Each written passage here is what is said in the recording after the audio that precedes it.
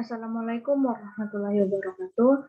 Perkenalkan, nama saya Mirna Eka M. Petaru dengan NIM 1514263 dari kelas 3B jurusan Pendidikan Guru Sekolah Dasar. Baiklah, pada kesempatan kali ini saya akan mempresentasikan materi tentang pengembangan kurikulum di Indonesia atau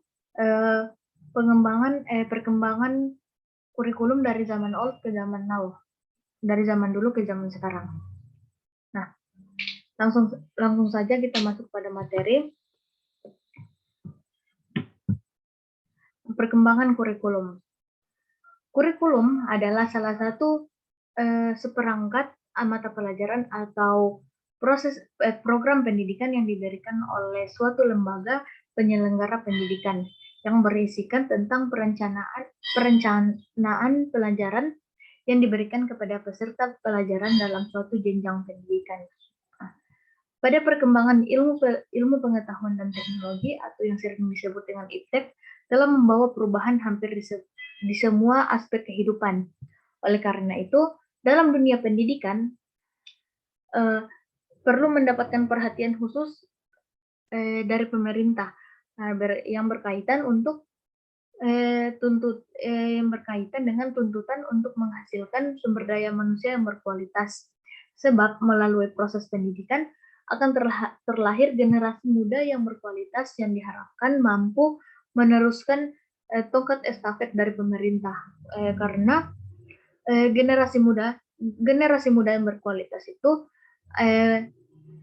lebih cenderung untuk mengikuti perubahan zaman dan perkembangan kemajuan di segala aspek kehidupan. Nah, dalam 5 dasawarsa terakhir, sejak berakhirnya era Presiden Soeharto atau yang disebut dengan Orde Baru, bangsa Indonesia itu telah melakukan 6 kali pergantian kurikulum. Bahkan dalam 19 tahun terakhir sudah 4 kali pergantian kurikulum. Pada dasarnya kurikulum tersebut memiliki tujuan yang sama, namun dalam pelaksanaannya sedikit mengalami perbedaan. Salah satu faktor yang mendorong untuk mengembangkan kurikulum adalah amanat undang-undang tentang sistem pendidikan nasional. Kurikulum di Indonesia telah lahir sebagai penjabaran amanat dalam Undang-Undang Nomor 4 Tahun 1950 tentang dasar-dasar pendidikan dan pengajaran. Kemudian Undang-Undang Nomor 12 Tahun 1954, Undang-Undang Nomor 22 Tahun 1961, Undang-Undang Nomor 2 Tahun 1989, dan yang terakhir Undang-Undang Nomor 20 Tahun 2003 tentang Sistem Pendidikan Nasional. Nah, di samping itu, tuntutan globalisasi dan perkembangan ilmu pengetahuan dan teknologi juga ikut mendorong terjadinya perbaikan dan pengembangan kurikulum. Selanjutnya, dalam perubahan kurikulum itu sudah terjadi beberapa proses perubahan. Yang pertama itu terjadi pada kurikulum 1947. Awalnya itu kurikulum terbentuk pada tahun 1947 yang saat itu diberi nama Rencana Pembelajaran 1947. Kurikulum ini pada saat itu meneruskan kurikulum yang sudah digunakan oleh bangsa Belanda. Karena pada saat itu bangsa Indonesia masih mengalami proses perebutan kemerdekaan dari penjajahan. Kurikulum pertama ini lahir pada masa kemerdekaan, masih memakai istilah leerplan dalam bahasa Belanda, artinya rencana pembelajaran. Adapun kelebihan atau kelemahan dari kurikulum 1947 ini, kelebihannya itu yang antara lain mencerdaskan kesadaran sebagai bangsa berdaulat dan mendukung pendidikan serta sebagai faktor penting dalam memperkokoh berdirinya negara Indonesia melalui persatuan dan kesatuan untuk mengusir penjajah. Kemudian memiliki fungsi strategis dalam mempersatukan bangsa Indonesia melalui pendidikan. Kemudian ada kekurangan dari kurikulum 1947 ini, yaitu dibayang-bayangi pendidikan zaman penjajahan sehingga mengarah pada pola pengajaran penjajahan. Selanjutnya, belum memiliki orientasi ranah kognitif dan psikomotor, namun lebih dominan ke arah ranah afektif. Perubahan kurikulum yang kedua itu terjadi pada kurikulum 1952, di mana setelah rencana pembelajaran 1974, pada tahun 1952 kurikulum di Indonesia itu mengalami penyempurnaan. Nah, kurikulum ini lebih merinci setiap mata pelajaran yang kemudian diberi nama kurikulum pelajaran terurai 1952. Nah, kurikulum ini sudah mengarah pada suatu sistem pendidikan nasional, ya, yang paling menonjol dan sekaligus ciri dalam kurikulum 1952 ini bahwa setiap rencana pembelajaran harus memperhatikan isi pelajaran yang dihubungkan dengan kehidupan sehari-hari. Adapun kelebihan kekurangan dari kurikulum 1952 ini, yaitu kelebihannya, kurikulum 1952 telah mengarah pada sistem pendidikan nasional, walaupun belum merata pada semua wilayah di Indonesia, namun dapat mencerminkan suatu pemahaman dan cita-cita praktisi pendidikan akan pentingnya pemerataan pendidikan bagi seluruh bangsa Indonesia. Kemudian kekurangannya yaitu karena kurikulum 1952 ini baru mengarah pada sistem pendidikan nasional, maka belum mampu menjangkau seluruh bagian wilayah dari Indonesia. Perubahan kurikulum selanjutnya terjadi pada kurikulum 1964. Nah, usai dari tahun 1952, pada menjelang tahun 1964 itu, pemerintah kembali menyempurnakan sistem kurikulum yang ada di Indonesia. Nah, kali ini kurikulum 1964 itu diberi nama dengan Rencana Pembelajaran 1964. Nah, dalam kurikulum 1964 ini pokok-pokok pikiran yang menjadi ciri dari kurikulum ini adalah bahwa pemerintah mempunyai keinginan agar rakyat mendapatkan pengetahuan akademik dan pembekalan pada jenjang SD, sehingga pemerintah dipusatkan pada program Pancawardana, yaitu pengembangan moral, kecerdasan emosional, keterampilan, dan jasmani. Adapun kelebihan dan kekurangan pada kurikulum 1964 ini. Kelebihannya yaitu sudah mengembangkan ranah kognitif, afektif, dan psikomotor. Ranah kognitif itu merupakan kemampuan pada segi keilmuan. Ranah afektif itu merupakan kemampuan pada segi sikap, dan dan psikomotor itu merupakan kemampuan pada segi keterampilan. Adapun kelemahan dari kurikulum 1964 ini yaitu kurikulum ini dipergunakan hanya pada tingkat sekolah dasar dan belum mencakup pada tingkat SMP, SMA, dan perguruan tinggi. Selanjutnya perubahan kurikulum yang keempat terjadi pada kurikulum 1968. Kelahiran kurikulum 1968 ini bersifat politis, yaitu mengganti rencana pendidikan 1964 atau kurikulum sebelumnya yang dicitrakan sebagai produk Orde Lama. Nah, dari segi tujuan pendidikan kurikulum 1968 ini bertujuan pada pendidikan ditekankan pada upaya untuk membentuk manusia Pancasila sejati, kuat, dan sehat jasmani. Selain itu, mempertinggi kecerdasan dan keterampilan jasmani, moral, budi pekerti, dan keyakinan beragama. Kurikulum 1968 ini merupakan perwujudan dari perubahan orientasi pada pelaksanaan UUD 1945 secara murni dan konsekuen. Mata pelajaran pada kurikulum 1968 ini dikelompokkan menjadi 9 pokok mata pelajaran. Adapun kelebihan dan kekurangan dari kurikulum 1968 ini. Kelebihannya yaitu kurikulum 1968 ini telah dikembangkan dalam nuansa otonomi, di mana semua komponen kurikulum dilaksanakan oleh sekolah. Kemudian sistem pembelajaran di ruang kelas itu diserahkan kepada masing-masing guru yang berada di kelas tersebut. Yang penting tidak keluar dari tujuan pendidikan yang akan dicapai. Kemudian ada kelemahan dari kurikulum 1968. Walaupun sudah ada pembelajaran keterampilan, namun dalam prakteknya kurikulum ini masih kurang dalam memperhatikan pembelajaran praktek. Kurikulum ini tidak mengadopsi kebutuhan masyarakat, sehingga pembelajaran di sekolah tidak dapat memenuhi kebutuhan real dalam kehidupan yang akan dijalani oleh anak-anak. Perubahan kurikulum yang kelima yaitu perubahan kurikulum 1975. Pada kurikulum 1975 ini menekan pada tujuan agar pendidikan lebih efektif dan efisien. Latar belakang lahirnya kurikulum ini adalah pengaruh konsep di bidang manajemen, yaitu MBO, Management by Objective, yang terkenal saat itu.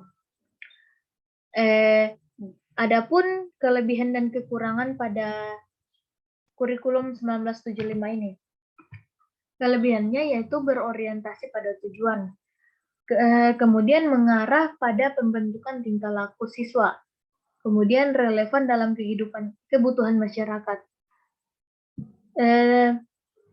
Selanjutnya itu melatih guru untuk dapat menggunakan teknik penyusunan program pengajaran yang dikenal dengan prosedur pengembangan sistem instruksional atau PPSI. Adapun kelemahan dari kurikulum ini yaitu terdapat ketidakserasian antara materi kurikulum berbagai bidang studi dengan kemampuan anak. Terdapat kesenjangan antara program kurikulum dan pelaksanaannya di sekolah.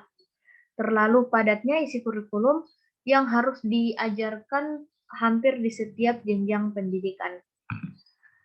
Selanjutnya ada perubahan kurikulum selanjutnya yaitu kurikulum 1984.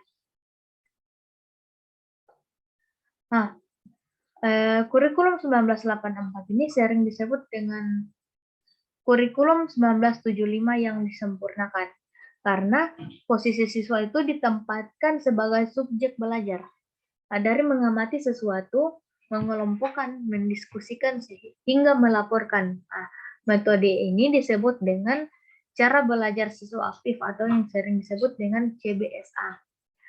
Konsep CBSA ini secara teoritis dan bagus hasilnya di sekolah-sekolah yang diuji cobakan. Mengalami banyak deviasi dan reduksi saat diterapkan secara nasional. Namun sayangnya banyak sekolah yang kurang mampu atau belum mampu menafsirkan CBSA ini. Yang terlihat adalah suasana gaduh di dalam kelas, lantaran siswa berdiskusi di sana-sini, banyak tempelan gambar-gambar, dan yang paling mencolok adalah guru tidak lagi mengajar dalam metode ceramah. Adapun kelebihan dan kekurangan pada kurikulum 1968 ini. Kelebihannya yaitu kurikulum ini memuat materi dan metode yang disebut secara rinci sehingga guru dan siswa mudah untuk melaksanakannya. Kekurangannya yaitu banyak sekolah kurang mampu menafsirkan CBSA ini. Yang terlihat itu suasana menjadi gaduh dan siswa berdiskusi di sana sini sehingga keadaan kelas menjadi kacau dan menjadi ribut. Kemudian perubahan kurikulum selanjutnya yaitu pada kurikulum 1994. Kurikulum 1994 ini merupakan hasil untuk memadukan kurikulum sebelumnya. terutama kurikulum 1975 dan kurikulum 1984. Namun sayangnya, perpaduan antara tujuan dan proses belum berhasil, sehingga banyak kritikan yang berdatangan yang disebabkan oleh beban belajar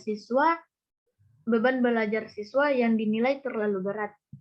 Dalam muatan nasional sampai muatan lokal. Materi muatan lokal itu disesuaikan dengan kebutuhan daerah masing-masing, misalnya berbahasa daerah, kesenian, keterampilan daerah, dan lain sebagainya. Adapun kelebihan dan kekurangan dari kurikulum 1994 ini. Kelebihannya yaitu kurikulum ini berstandar nasional dan memberikan ruang untuk pengembangan potensi wilayah. Mengadopsi aspirasi berbagai pihak yang berhubungan dengan isu-isu yang berkembang di masyarakat. Kekurangan dari kurikulum 1994 ini yaitu kritik bertebaran lantaran beban belajar siswa yang dinilai terlalu berat. Kemudian berbagai kepentingan kelompok-kelompok masyarakat juga mendesak agar isu-isu tertentu masuk dalam kurikulum. Hasilnya, kurikulum 1994 ini menjelma menjadi kurikulum yang super padat. Perubahan kurikulum selanjutnya yaitu kurikulum 2004. Nah, kurikulum 2004 ini struktur kompetensi dalam kurikulum berbasis kompetensi dalam suatu mata pelajaran, memuat rincian kompetensi atau kemampuan dasar mata pelajaran itu dan sikap yang diharapkan dimiliki siswa. Nah, berbasis kompetensi, kurikulum ini kan berbasis kompetensi. Nah, kemudian kurikulum ini dirinci dalam komponen aspek kelas dan semester. Keterampilan dan pengetahuan dalam setiap mata pelajaran itu disusun dan dibagi sesuai aspek dari mata pelajaran tersebut. Adapun kelebihan dan kekurangan dari kurikulum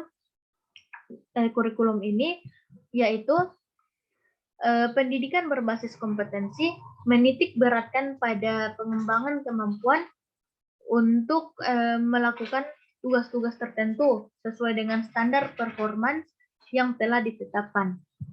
Yang kedua itu sejalan dengan visi pendidikan yang mengarah pada dua pengembangan, yaitu untuk memenuhi kebutuhan masa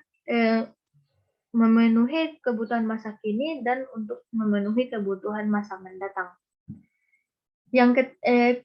Selanjutnya ada kekurangan dari kurikulum 2004 ini, yaitu dalam kurikulum dan hasil belajar indikator itu sudah disusun. Padahal indikator sebaiknya disusun oleh guru karena guru yang paling mengetahui bagaimana kondisi peserta didik dan lingkungan belajarnya. Perubahan kurikulum selanjutnya yaitu kurikulum 2006. Nah, kurikulum 2006 ini paling sering disebut dengan kurikulum KTSP atau kurikulum tingkat satuan pendidikan. Nah, pada kurikulum 2006 ini pemerintah pusat itu menetapkan standar kompetensi dan kompetensi dasar. Nah, sedangkan sekolah dalam hal ini guru dituntut untuk mampu mengembangkan dalam bentuk silabus dan penilaiannya sesuai dengan kondisi sekolah dan daerahnya. Nah, hasil pengembangan dari semua mata pelajaran itu dihimpun menjadi sebuah perangkat yang dinamakan dengan penyusunan KTSP yang menjadi tanggung jawab sekolah di bawah binaan dan pantauan dari pemantau pendidikan di daerah tersebut atau wilayah setempat.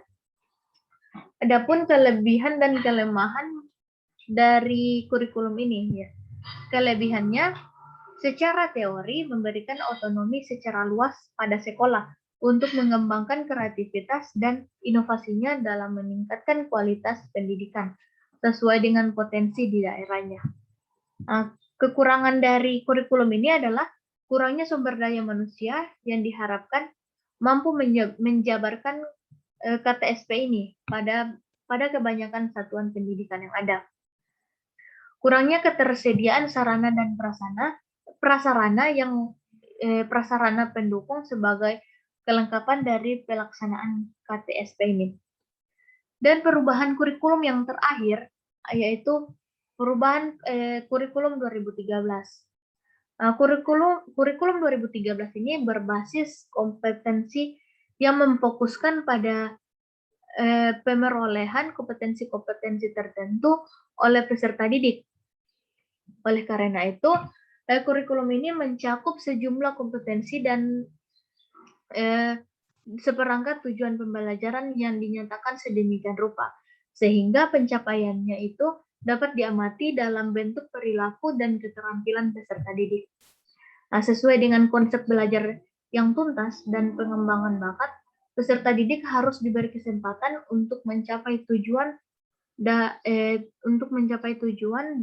dengan kemampuan dan kecepatan belajar masing-masing. Nah, dalam kurikulum 2013 ini terutama berorientasi pada perubahan proses pembelajaran yang awalnya siswa itu diberitahu, kemudian menjadi siswa mencari tahu. Proses penilaian dari berfokus pada pengetahuan melalui nilai output menjadi berbasis kemampuan melalui penilaian proses dan output. Bukan hanya output saja, tetapi juga melalui penilaian proses. Adapun kelebihan dan kelemahan dari kurikulum 2013 ini. Nah, kelebihannya itu siswa lebih dituntut untuk aktif, kreatif, dan inovatif dalam setiap pemecahan masalah yang dihadapi di sekolah. Adapun nilai dari semua aspek itu sebagai penentu nilai bagi siswa bukan hanya didapat dari nilai ujian saja, tetapi juga didapat dari nilai kesopanan, religi, praktek, sikap, dan lain sebagainya.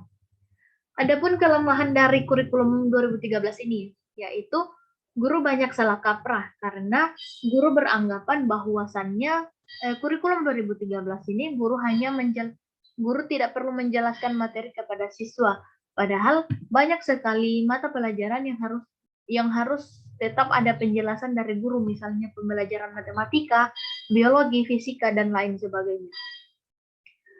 Kemudian banyak sekali guru-guru yang belum siap secara mental dengan kurikulum 2013 ini.